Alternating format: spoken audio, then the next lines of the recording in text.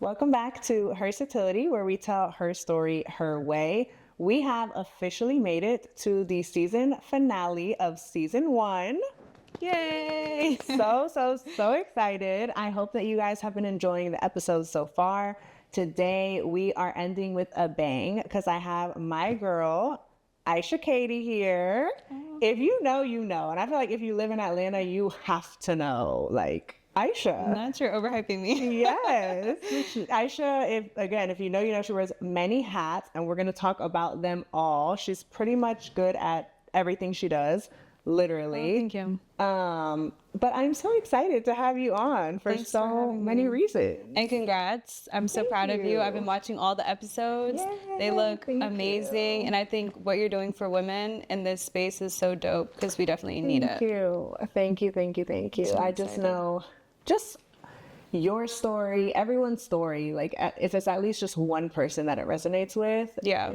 our day-to-day lives are so relatable. Someone might look at you and be like, oh my gosh, how did she get to where she is? I want to do that, XYZ. And then you tell your story, you open up or are vulnerable or transparent, whatever it is, and they look at that and see themselves in you. Yeah, and you I don't feel know like who that's you can so help. important. Yeah. Yeah. So congrats. I'm excited Thank for you. you. And congrats to you and all of your achievements. I want to you. talk about. I feel like if you are in Atlanta and in the entertainment industry, whether that's film, music, sports, you've seen Isha and like you know Isha.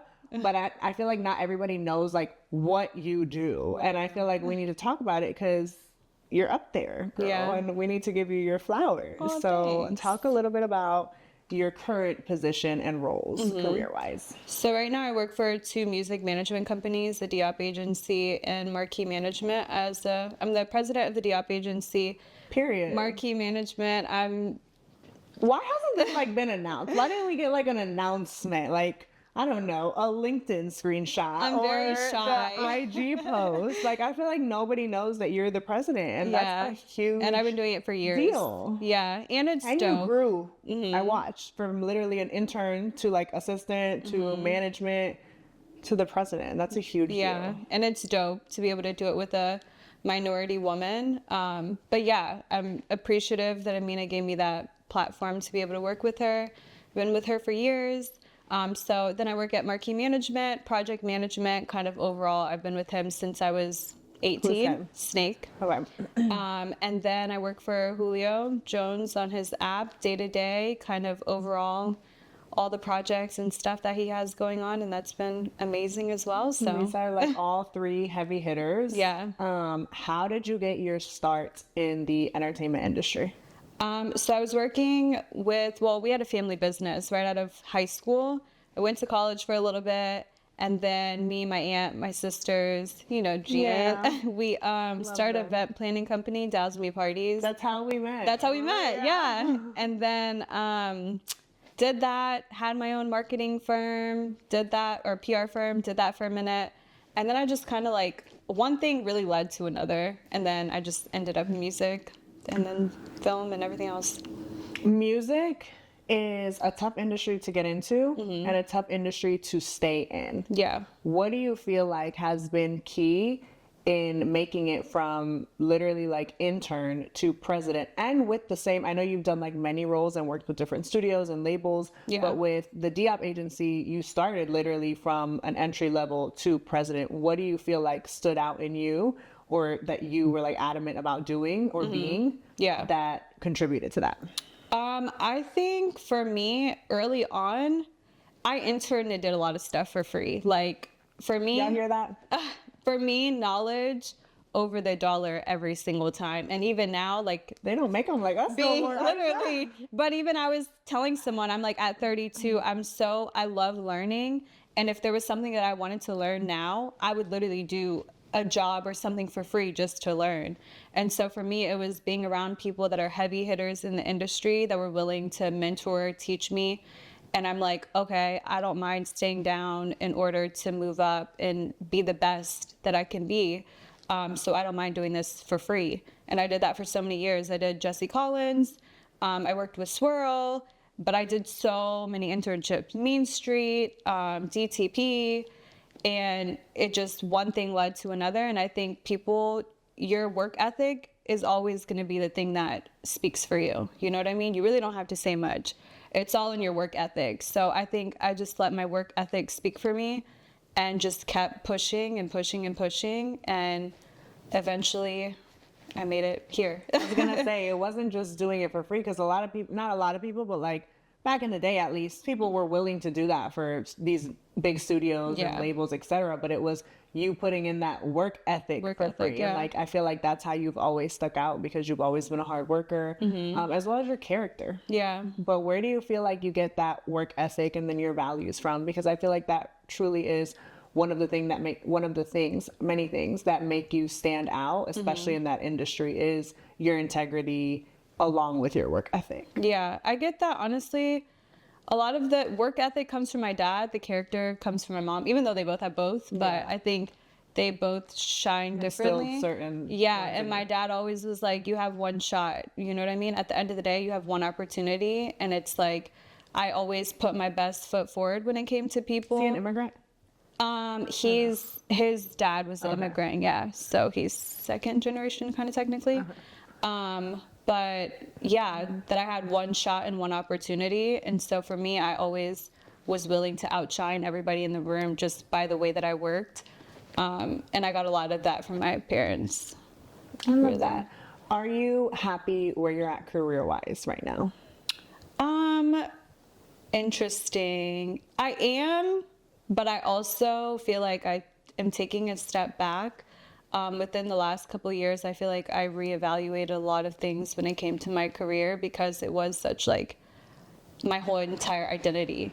So basically, if people would ask me like, you know, how's everything going? Everything was career focused. You know what I mean? I feel like so many of us know that all too well. Sorry to cut you off. No, and I didn't have an identity outside of my career. It's like I knew the point that I wanted to be at, and nothing would derail me from this point that I wanted to be at. So I was so career driven, so career focused, that I really let it take over my entire life when it came to like family, friends, and just like showing up even for myself. It was like I was so focused on hitting certain goals. And then I would say the last 2 years, I remember getting ready to do a vision board and being like, I have no career visions. And I think for me that was scary, of like every year I knew exactly what I wanted to do, but I had really hit every milestone that I wanted to hit. And at that point is when it like forced me to focus on myself and like, okay, what do you lack as a person? You know, and just kind of go into like a deeper dive with my healing and that kind of stuff. What did that look like in that season? It was scary at first. Actually, you contributed to it. Me? Yeah, because it was after my brother passed away. And I remember at his funeral, us all leaving, and then me just thinking like the kind of person that my brother was. You know what I mean? And I think a lot of times when people pass away, we're like, oh, there's so many great memories, and you know, you have all these great memories. For me, it was like the person that he was. You know what I mean? To like have somebody so young pass away that had such a great spirit, soul. Like no one could say anything bad about him. He was the person that showed up. He smiled, even when he was going through a lot of like mental hardships. And for me, it kind of reflected on myself of like, you know, someone that is going through so many different mental issues or things that they're struggling with can still show up for everybody else and be this light in everybody else's world. And everybody has such great things to say about them. And so it kind of triggered me into being like, how do I want to be remembered? You know what I mean? And like, what's my legacy outside of my job and what I do for other people and how I show up for others and that kind of stuff. So that kind of like triggered that. And then you told me, you're like, you should get a therapist. Oh, and I was like, girl, I don't need therapy. I will recommend my therapist to everybody, or my own one. You did. And you recommended her to me, and it was life-changing because there was so many things about myself that I was like, girl, I don't have that problem. And she's like, yes, you do. Guess you do. Like, well, I'm so curious. What were some things that you're comfortable sharing that like you were totally in denial about that a therapist helped shine light on? She was like, you have no boundaries. She was like, your boundaries are non-existent. She's like, your boundaries are bad. 2025, I feel like we can probably both say our boundaries. Yeah. That's one thing we brought into this year. And by that's now. one thing that for me, I was so proud being a yes man, a person that was always like, I got you. Yes, yes, yes, yes, yes. And I was on the short end of the stick while I extended my stick to everybody else. Literally. And it just, for me, it's like, it's so unfair to me as a person. It's so unfair to my family or just people that I should be showing up for, that I'm constantly shelving out to others. And so I just like had to take a step back. I'm like, girl, you need to make your heart beat before you make it beat for everybody else. And you have to take care of yourself before you can, you know, be there for everybody else. And that, it's not only like unfair, but like you literally will always get to a point where you're like, whether you're pouring into your career or pouring into your friends, or even if you are pouring into your family, if you're putting any of those before yourself, you will eventually get to a point where you just burn out and you realize like, I have to pour into myself first. And I feel like a lot of us, especially with that, like I struggle with the same thing. Like I feel like a lot of us with that type of personality have to get to the point where we're depleted and have no choice but to like set these boundaries to be able to pour back into ourselves and realize like that happened for me. I think when I became a mom, because I'm like, I can't be depleted. I have to have energy to wake up and like take care of this little girl. So I literally became super selfish. And that was so, because I was like you. And what you were talking about. And I just started becoming selfish and like, I don't care. Because at the end of the day, if you drain me, whether that's a job, a man, a friend, if y'all drain me, that directly affects this child. So I feel like that forced me to put like boundaries up. And I think for me, I'm not gonna lie, I want to say last year especially, it made me angry. Like resentment. And I think I started having career resentment badly of like, okay, I hit all these milestones personally. What do you have to show for it? You know what I mean? Where everybody around me is like getting in relationships, having kids and doing this and doing that. And I'm like, and I'm planning tours and I'm doing this. Seasons. But I think it comes back to balance. You know what I mean? I had no balance. And that's the thing. When you don't have balance, I think it's never gonna work at all. You're eventually gonna, again, be depleted. And so I just kind of had to take a step back. I cut off a lot of people, situations. Like I really went into hibernation and just like reflected of like, okay, here's my next 10 years. This is what I want my next 10 years to look like. And how do I become the woman deserving of all of these things? How do I show up for myself? How do I make myself a priority? Obviously work is still work and I can basically do work with my eyes closed at this point. But it's like, how do I turn my life around so that it's something that I'm proud of and it works for me. Well, first of all, you are deserving. In every stage and season, you are deserving. So I want you to know that. Second, this thing of balance is so interesting to me because even though it's important, like back to the boundaries, you have to have them. There has to be like a line that you're like, okay, this might be tipping the scale, but this is where I draw the line of like my boundary. But what I've noticed is I feel like true balance, like even balance, I should say, is like a facade. It is. Because, and I really think it goes back to like seasons. It's all seasons. Like you might have a career season, then you have a family season, you might have a love season, you know, like, I don't know. I just feel like had you not gave it your all and gone so hard career wise, like I feel like the journey and like those seasons that God takes you through play out how they're supposed to. Absolutely. As long as when he calls you to shift, you're obedient and you shift. You know what I mean? No, like absolutely. Like now you have the luxury, so to speak, of being like, okay, I'm going to take a little bit of a step back and focus on my mental health. And I don't want to take it for granted either because even my sisters that have kids and whatever, they're like, oh my God, you're so lucky. Like I would trade your life. I would do this. And obviously take these kids. So I am honestly, I'm not going to lie. I'm so proud of myself. I'm so appreciative of the life that I was able to create for myself. I wouldn't change it for the world.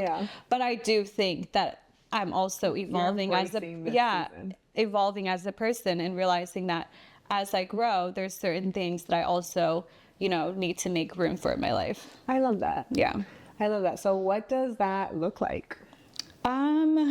It's a lot of spiritual work. I think I really got a lot more into my faith within the last year, and just being a better Muslim, being a better person. For me, it's like giving back to people is such a passion of mine. So I think I'm doing a lot more projects that allow me to give back and do for others and just create like a legacy outside of myself. Whereas like I can leave something for generations to come, and building something that can help the youth and women and that kind of stuff. And have that identity that you feel like is separate from just your career. Exactly. accolades. Yeah. What does being a good Muslim mean? For me, it really is, for myself, obviously making my prayers, and just, following the guidelines that God has put in place. But for me, faith is like such a walk of life, and it's treating people well, it's giving to others, and it's really just like, to me, just being good energy and good to people, is what I've just been trying to strive for.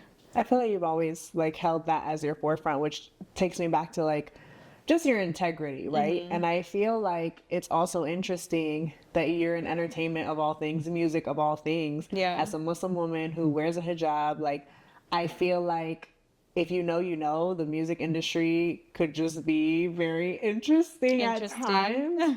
So how has that experience been? Like, has it been good, bad, both? I would say back in the day it was crazy. Again, I didn't have boundaries. I didn't say no. I was afraid. Like a people pleaser. People pleaser. And that comes with being young. Yeah, too, being like, young. And I'm the kind of person, you could tell me the pot is hot and I'm still going to touch it just to make sure. So I have to learn things the hard way. And so there was a lot of things early on in my career and situations that happened that I probably could have prevented when it came to like just safety and being a woman in the studio. Is it late? And almost, having a situation happen, just like that kind of stuff early on. Do you want to speak on any of those? I mean, just like there's two pivotal situations that happened in my career. One of them, wrong place, wrong time, shouldn't have been there, being a woman late at night in the studios. And I think at that time I had been doing late night sessions all the time, and it was bound for something to happen for me to be like, this isn't the place for you. And so I was working at a studio, situation happened, almost lost my life, and it had completely changed my career path. Because for me, I didn't want to be in music anymore. I was like, I'm going to lose my life in this. Like, this isn't for women, this isn't for me. And it was like my life literally flashed before my eyes. And so I got into film and kind of transitioned. And it just took a couple years for me to come back to it. But for me, it was just God kind of showing me that, like, you need to be careful. You know what I mean? Everything isn't fairy tales and butterflies out here. Like being naive. Yeah. And I just had to learn the hard way, to be honest. Do you feel like what characteristic was gained from that allows you to thrive along with your age, experience, etc., now back in the music industry? You're saying like that experience you said caused a shift, right? You went into film, whatever, and now you came back different. Yeah. What is different? It was boundaries. Okay. And just realizing that, like, for like me, you would have gone home earlier. Exactly. Okay. And for me, if I'm going to do a studio session, it has to make sense. Yeah. I have to know which artist, I have to know what time, I have to know that there's security.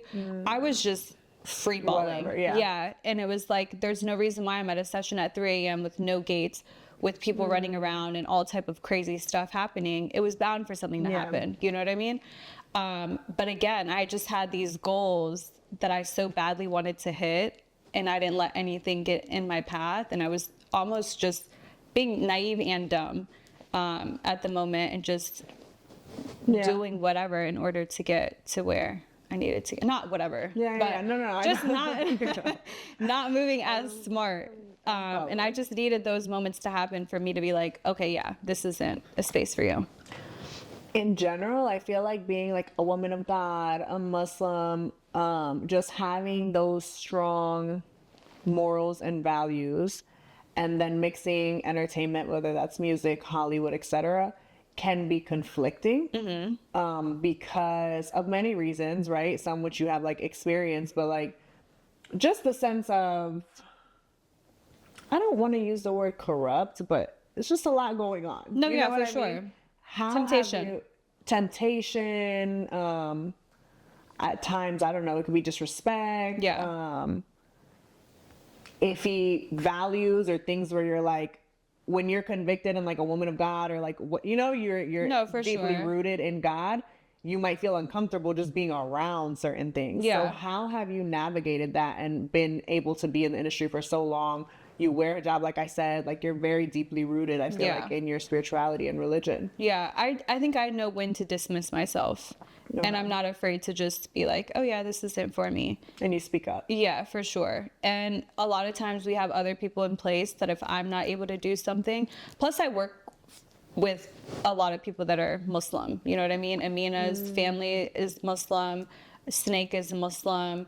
And so for me, it made it a lot easier when my mentors and people that I work with that understand like, oh, I'm We're not going good to people tell, too. yeah, Yeah. I'm not going to tell Aisha to go do this because I know I wouldn't even want her to do that. So I think it just makes it easier when you have, I've been blessed to work for people that kind of understand. But I also just, I'm not afraid to be like, this doesn't align with I what love I'm that. about. Have you always been that way? Like, because I feel like now you're the president. Like, you know what I mean? Like, you better. Yeah. But before, or like for maybe a young girl watching, whether she's Muslim or Christian or whatever, Yeah. right? And rooted in those values, sometimes it's kind of scary if you're starting out to speak up for Speak yourself, up. you know? Yeah, I mean, I'm not gonna lie. I've always had a lot of non-negotiables. Okay, good. Like everybody knows, Aisha doesn't go to the strip club. Like, I'm just saying. Like, there's certain cultural In things. Atlanta, that can be Yeah, a conflict. and they're I just like- want y'all to know. The meeting is at the strip club. What do you mean you can't You come? mean, this is a deal. We need Yeah, to so close. I just have, and nothing against everybody for to each you. his own, but it's like I have certain non-negotiables where it's like everyone already knows that Yeah. this is my thing. I'm not doing that. So And I feel like the more that I have grown in my walk with God, those non-negotiables are so important because there's certain things where it's like, okay, I might go to the strip club, but when I take a step back and I'm like, what is for me in there?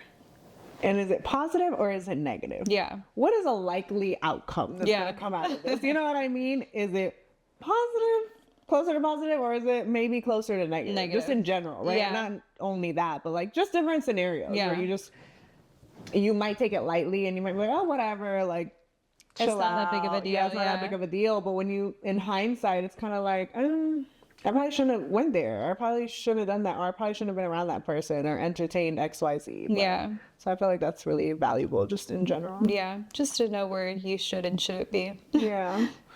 You talked about your shift, specifically when you lost your brother, on focusing on what you want to leave behind and kind of shifting from limiting your identity to career, which a lot of us tend to do, and focusing on your mental health and maybe like just other things that you're passionate about and giving back and philanthropy and those things. What are some of the things that you are working on, whether it be like a career move or a philanthropic move or a spiritual, right? What are some of those big things that you are focusing on right now? Yeah, so I have a book that I'm in the middle of writing. Period. Yeah, it's been I a love long that. time coming. Have you started it? Oh yeah, it's basically almost done.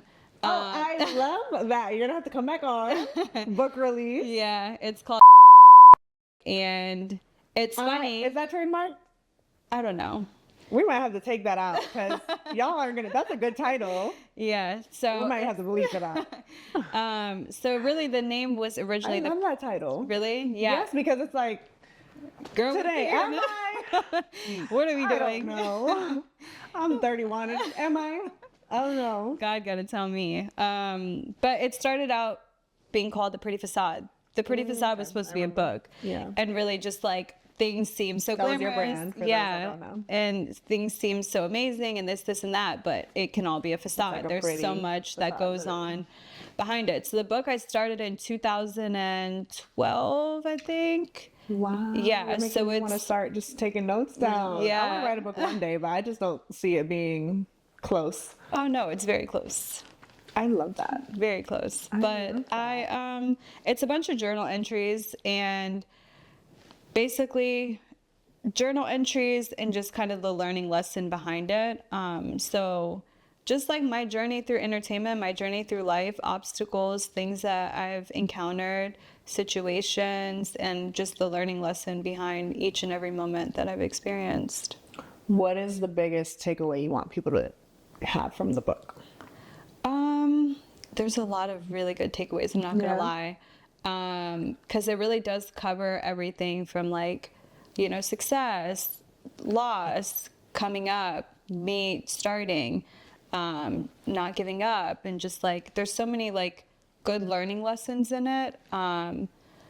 But I think just like consistently throughout the book, you just see my drive. And I had this driving force, throughout my whole career of like, I had a family member actually, when I first started, tell me like, oh, you're not gonna ever achieve X, Y, and Z.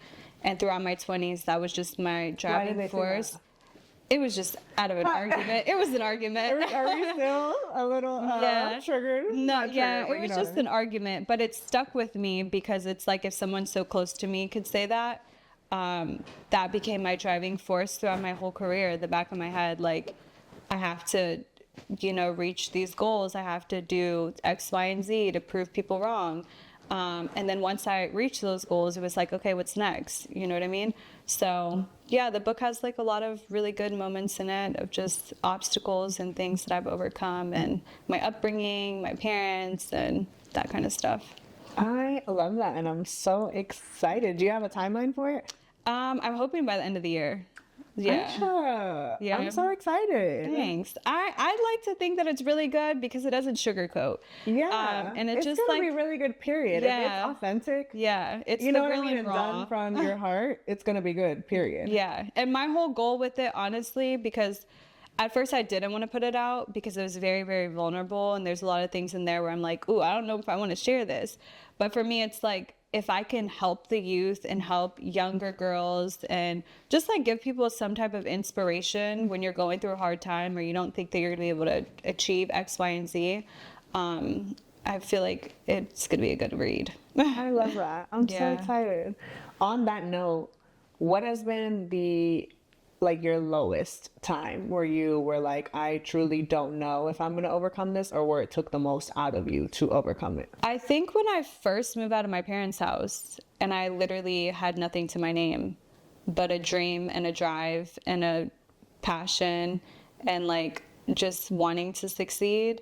And I think for me, it was like I had such a great upbringing, and it was like I wanted to just create my own path outside of like my family, what they wanted me to do. Which was what? Dentistry. Okay. And just something more solid. And so for me, that was like, I would say that was the lowest, but it's when I learned the most about myself. Because it's like when you're already down here, you can only go up. What made it so low? Was it that you didn't have the support? Was it the finances? Like It was financial both. Yeah, Okay. the support because I had shut my family off. And finances, I didn't have the finances, and I'd be damned if I went back home. Right at that point, Yeah. y'all told me I wasn't gonna make it. So Yeah, so I just had drive and just this passion to like want to succeed in life, and I knew what I wanted to do, but I was just figuring it out as I went, honestly.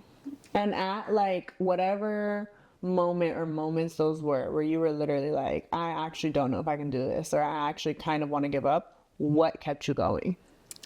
I think in those moments you have nothing but to keep going. You know what I You'd mean? be surprised. Yeah, but I mean, I think for me, I always knew things were gonna work out. You know what I mean? I think when you have faith, it's like you could have all the dark so true. clouds, That's so but it's true. like I knew that it was gonna work out. So it's like even at my lowest, I still saw like a silver lining because one, I had the drive, the ambition, like I was willing to do any and everything. So it really was like no way to not succeed, if that makes sense. You know what I mean?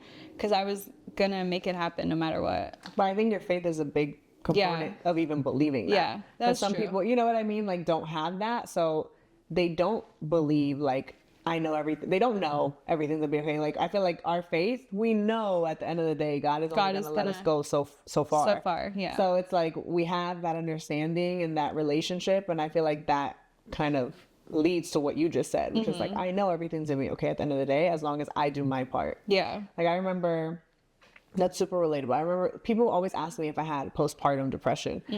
And I'm like, I truly don't know. I couldn't tell you. I think I was just in a bad situation. And like, I'm sure I was depressed. But I remember feeling like, I don't know, with God, I can only go so low. Yeah. So I was low. Yeah. But like, in the back of my mind, I feel like I had that understanding that you just said, like, yes, I'm very low, but like, I know I'm not going to be here I know you're not going to leave me here. Yeah. You know what I mean? Too long. Yeah. And I also, I don't know, my whole entire life, I don't know if it's a complex that I have, but like, I never worried about struggling when it came to money. I don't know. Yeah. I just feel like money was always something that I just felt abundant. Like, it was just like, I love that. Claim it for me.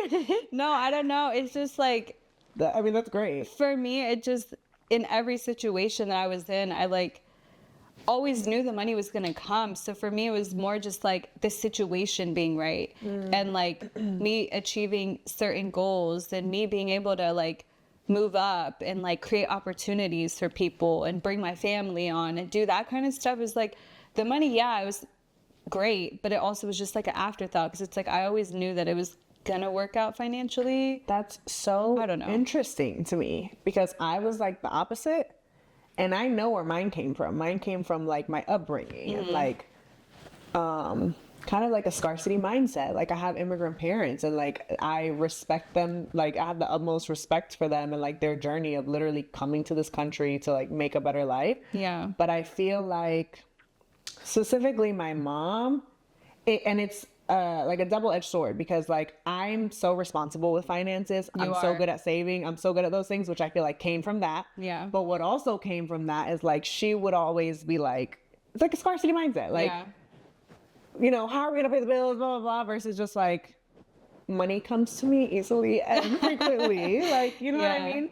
And just a matter of like, because they probably were worried about it. And like, we're worried, which a lot can of I pay these bills, or yeah. can I do X, Y, Z? And I feel like I really had to unlearn that and change, like make an effort to change my relationship to money and finances. So were your parents, you feel like, a part of you feeling that way towards money?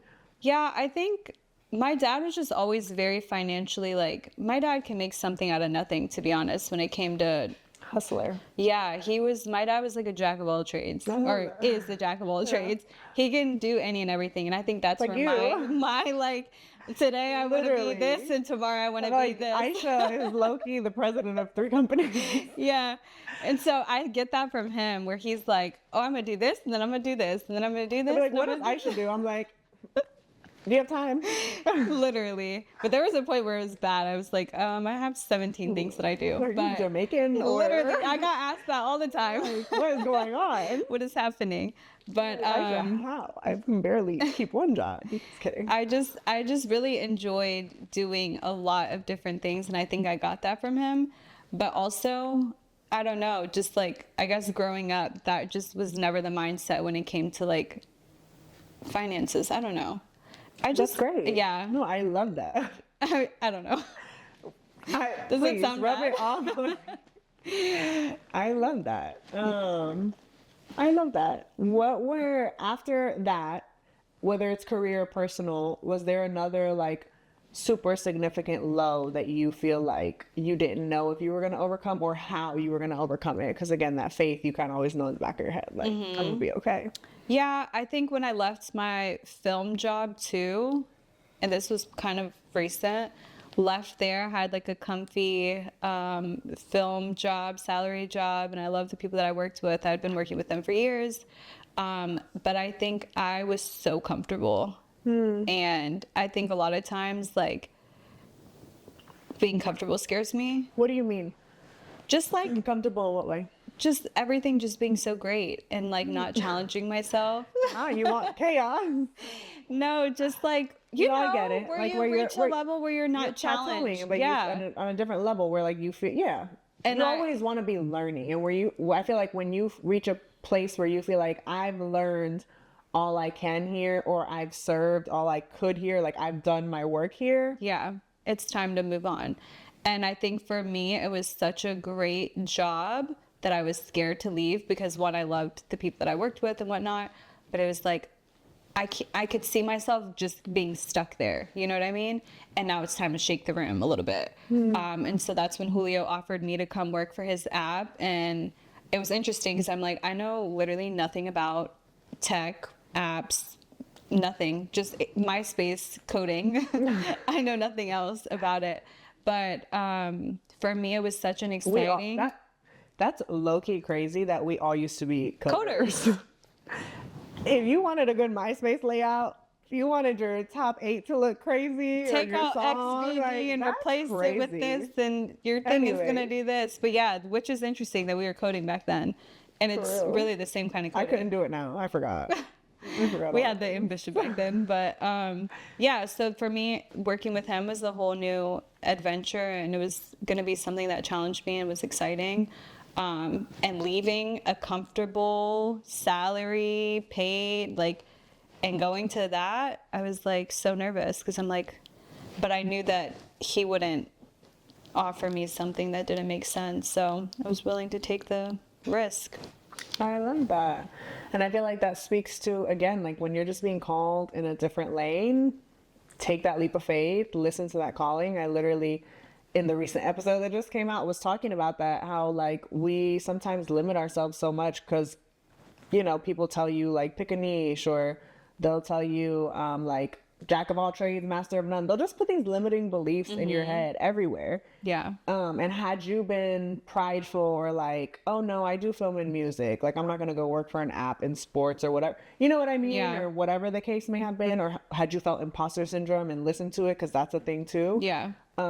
You wouldn't be where you are now, and you know what I mean? Like you've loved that opportunity, that job, and you're in a good place. Yeah, and I've just learned to listen when God calls me to certain things, because I realize he'll force you out of situations, and like you could either just go with the flow or You're try gonna to stay comfortable resist. and Yeah. keep feeling him tap on your shoulder and not you'll listen. get the signs. It's gonna And get to the point where you're like, okay, I know I'm actively not listening to you, and that's gonna make you uncomfortable. yeah, and so I'm willing to do any and every new challenge, and I just feel like God will kind of show you when you outgrow situations. It kind of leads you into something new. So I don't know. In this age of my life, I'm just ready and willing to do whatever. Yeah. Have you ever had imposter syndrome in any of these positions? Probably every single one before I got them. Don't you hate that? Yeah. But it's all in your mind. Yeah. Like I just tell myself, it's like this opportunity is given to me for a reason. You Yeah. know what I mean? And even if I don't know what to do, I'm gonna fake it till I make it. That's great, literally. I just feel like it's such a... I feel like once I hit 30, I started shaking some of the imposter syndrome, not all, Yeah. of the imposter syndrome off. But it's like really just reminding myself, like, if I'm in that room, it's because I'm so, number one, I'm qualified to be in that Qualified. room. Yeah. Probably overqualified, low key, but we don't Yeah. realize that. And also, like, God put me in that room. These Absolutely. people asked for me, invited me, whether it's an interview, a job, whatever. Like, they invited me into the room. They Yeah. opened the door. God opened the door. Yeah. So what am I feeling like an imposter for? Yeah. I didn't sneak in the room. Yeah. And it's something, I feel like that's something to unlearn. Especially when you think that, like, I don't want to say undeserving, but feeling like you shouldn't be in certain spaces or you're not qualified and that kind of stuff. I just feel like until you're in that space, you don't know. Yeah. So it's like, at least put your best foot forward, and what's the worst thing you can do? Fail? Yeah, and we self-sabotage a lot that way. Or Yeah. at least I know I have, like, in the sense of I will literally feel like I don't deserve something. It's like, why? Like, saying it out loud, I'm like, why are you Yeah. thinking like that? Like, if you were to tell me that, Yeah. I would be like, why are would- you thinking Yeah, that? Yeah. so why would I do that? Yeah, no, absolutely. It's definitely something the older you get, I feel like you start to lose a little bit. I think I've noticed. I feel like when you gain more confidence and Yeah. start to shake some of that. Yeah, absolutely. Especially in your 30s, because I'm For like, sure. You're 30. you I love can't it tell here. you can't tell me anything. I turned 30, baby. I look at 20 everything like, oh. Literally. I No, was like, I feel like you just like, I don't know. It's like a different it's level of adulthood. yeah, complete transformation. To be And it was honest. like the second I turned 30. It's kind of a joke. But I love that for us. Lastly, I do want to touch on a little bit of your grief journey. Because I feel like watching you as a friend, being there and seeing kind of like what you went through in losing your brother is something that you and my other best friend, you know what I mean? I've seen now 2 people close to me have that kind of loss. And I feel like I've been able to witness how many people go through it. Yeah. The depths of the low that you're in at the time where you kind of are like, am I ever going to feel normal again? Yeah. You feel guilty feeling positive or feeling normal. You almost feel guilty for life going on at the time. Yeah. So I want to talk about your experience and just how you navigated through that. Yeah, I think the thing with my brother's death was different because it was sudden. And I'm like, let me not say too much. Yeah, it was sudden and it wasn't something we were prepared for. And so Super unexpected. yeah, it was unexpected. And I don't think any of us like pictured losing a sibling that young. And so it definitely was the hardest thing as an adult that I've ever experienced in my life, especially because he was younger than me. And again, we weren't prepared for it. But it's weird because after my brother passed, I had this weird, I want to say probably like 2 weeks after, like calming feeling. That's And him. yeah, but it also was just like who he was as a person. It's like when it's someone like that, that's like such a great person, it just made me realize like how appreciative I was to have somebody like that in my life, even for that short period of time. And so for me, him passing, it almost kickstarted my whole entire like spiritual journey. When it came to me wanting to be like a better person, when it came to me just like the way that I showed up for people, the way I loved on my people, the way I carried myself, the lasting impression I left on people, it really just like made me reevaluate everything in my life. Because before that, I'm not gonna lie, we were lit. We were doing tours and it was like I was living such in the moment. And for me, it forced me to be like, okay, all this can end tomorrow for you. What lasting impression are you leaving on people? Like, how do you carry yourself? How do you treat people? And that kind of stuff. So it was a calming thing. And then it was the period of kind of depression of like, what's next? Because I lost interest in really any and everything around me. Grief is weird. It's weird, yeah. And so I had stopped feeling satisfied by stuff. It was like everything to me was just like, What does this really mean? Yeah. The value of certain things. Yeah. It's like just shifts. and the value of my time of like, okay, I'm spending this amount of time here when I could be spending it with my family and friends. I'm doing this, but I could be doing this. And so it really honestly like turned my life 360. Like, I'm Muslim, supposed to pray 5 times a day. I went back to making my prayers, going to Friday prayer as much as possible, reading the Quran, trying to pour into a lot of my relationships better, journaling, just like a lot of self-development stuff of just trying to be the best woman that I could possibly be. And it was a lot. It's just crazy how like both life and death can evoke so many transformations, so many like deep shifts and emotions and Yeah. things. It was a But lot. that's beautiful. Yeah, and just to see like the people around you hurting, like I think the hardest thing was my parents. Just because they're, nobody expects to Yeah. bury their child. And it's like the That's day worst we thing that buried. can happen to anyone on Yeah, earth. it really is. And the day we buried him, Because you're not supposed to. yeah, exactly. And it was like the day we buried him, we buried them as well. Just because it was like, That was so sad. it was just a lot of, just like things are never the same. You know what I mean? Yeah. Like, I come from there's 8 of us. So it's like when we're all together, it's like I get this anxiety of like, wait, there's somebody missing. And then you have that moment of like, oh yeah, he's missing. So it really just, yeah, it's such a sad thing, but it also just makes me so happy to have like such a pure, being able to experience someone so pure. Yeah. And I think God lent us him for that short period of time to teach us so many valuable lessons of just like, how are you living your life? Things that are important, you know, just like it brought our family so much closer.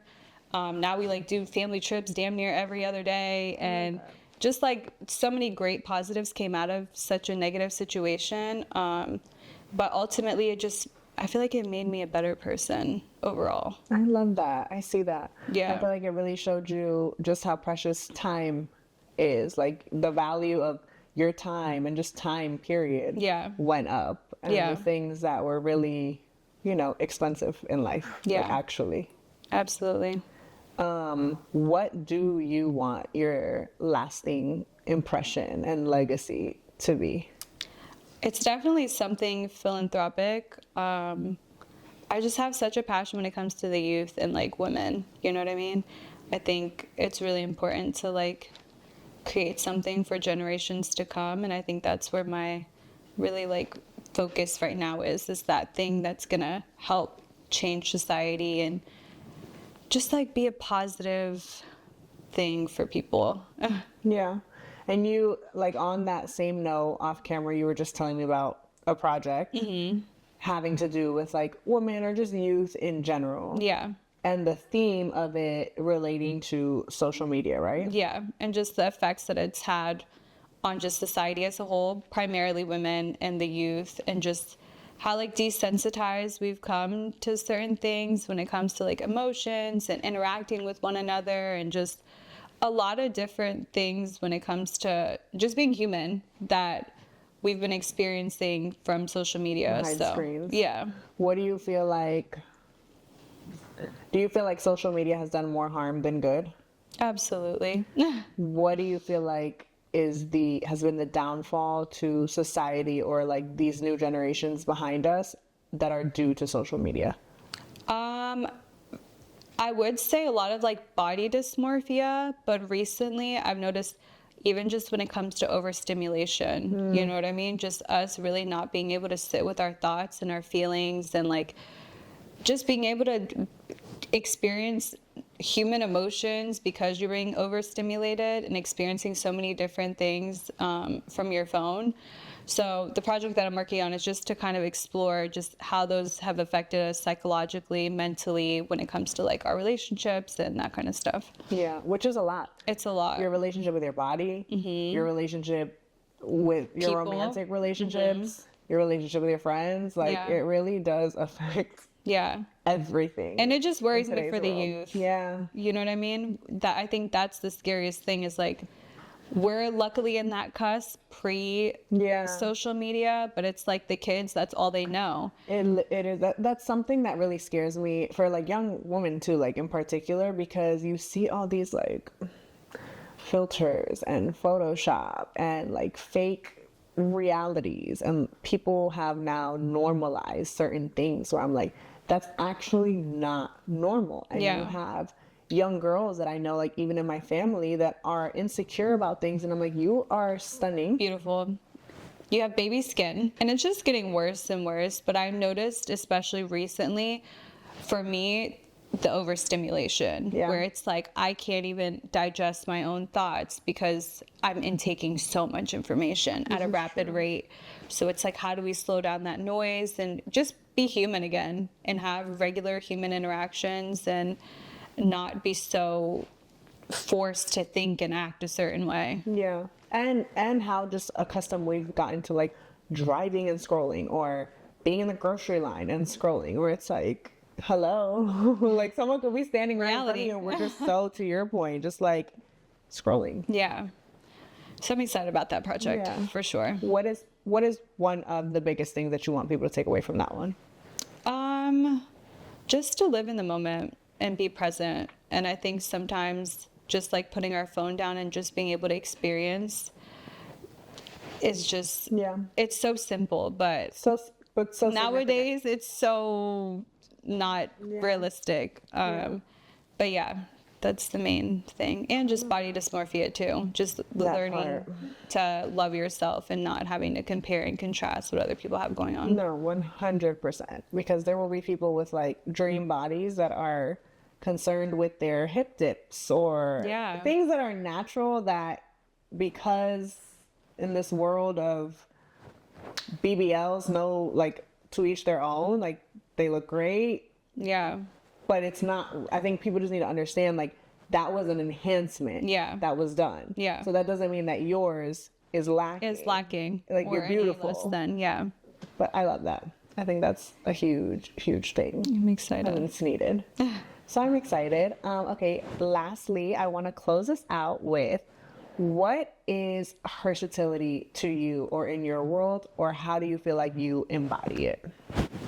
That's a loaded question. You can pick one or the other. How do I embody it?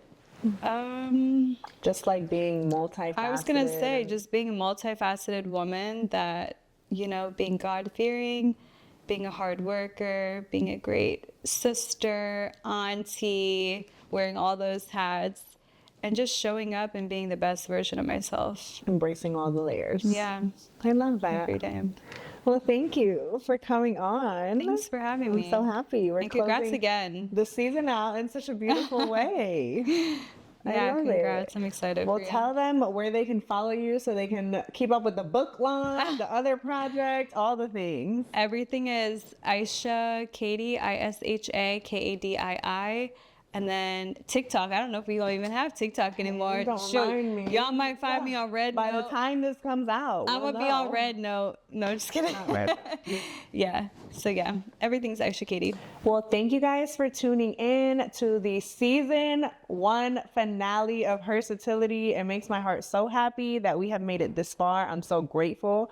Thank you for everyone who's tuned in to any of the episodes, followed, liked, supported in any way, shape, or form. Make sure you follow Hersatility on all social media platforms. We are at Hersatility to keep up with all of the updates and when season 2 might be coming about. Bye! Yay! We finished it. We did it. Thank you.